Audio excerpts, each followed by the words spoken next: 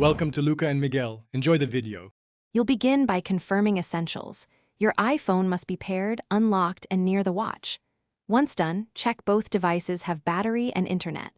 On the iPhone, open the Watch app. This is where you control passcode settings. Tap My Watch, then Passcode.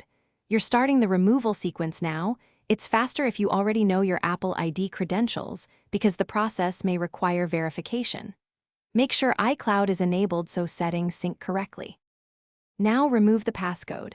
In the Watch app, choose Turn Passcode Off and follow prompts. You'll be asked for the watch's current passcode.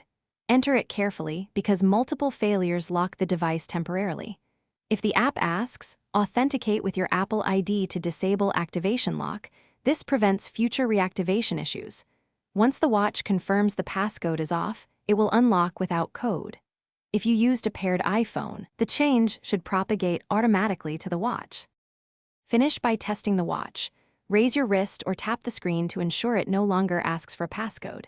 If the passcode still appears, unpair the Apple Watch from the iPhone. That triggers a full reset and often clears stubborn settings, then repair and restore from backup. If you encounter activation lock, sign into iCloud. Calm with your Apple ID and remove the device from your account. This single troubleshooting move resolves most lockout problems quickly. Thanks for watching and please subscribe. It's the best investment you'll ever make.